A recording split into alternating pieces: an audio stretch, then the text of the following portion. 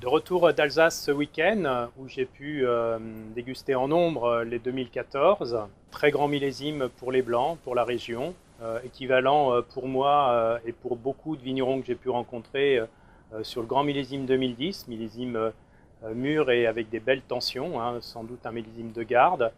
Et on peut s'apercevoir déjà sur ce Gewürztraminer. Nous sommes au domaine Paul Ganglinger, sur une appellation Grand Cru, hein, Alsace Grand Cru sur Fersisberg, sur un grand terroir calcaire, des calcaires très durs. C'est Michel Ganglinger qui a repris les rênes du domaine et qui vinifie admirablement. Donc ce millésime 2014 sur Gewürztraminer est un grand millésime pour les Gewürztraminer, puisque, comme je l'évoquais tout à l'heure, nous avons des beaux équilibres, des belles tensions. Ce millésime nous livre des Gewürz pas trop pâteaux et bien tendus sur la légèreté et la finesse, et bien sûr les acidités qui vont bien sur ce millésime.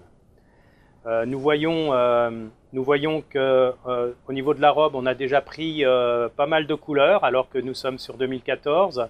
C'est les maturités des Gewürz qui ont permis ces jolies robes.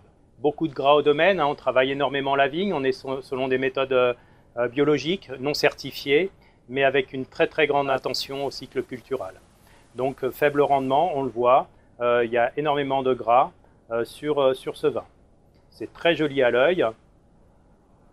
Le nez, bien sûr, on est sur un des cépages les plus expressifs d'Alsace, donc on a beaucoup d'arômes aériens, plutôt sur le litchi, mais de l'exotisme un peu frais. Hein, on n'est pas du tout sur la lourdeur, par contre, beaucoup d'expressions aromatiques. C'est fin, c'est frais, ça semble mûr. Beaucoup de plaisir en entrée de bouche. Le vin se développe bien dans la bouche, on a un joli gras, les arômes sont éclatants. On est effectivement plus sur le côté exotisme sur ce millésime-là, mais avec beaucoup de sensibilité. Ça ne s'impose pas et on a une très très grande persistance sur la fraîcheur.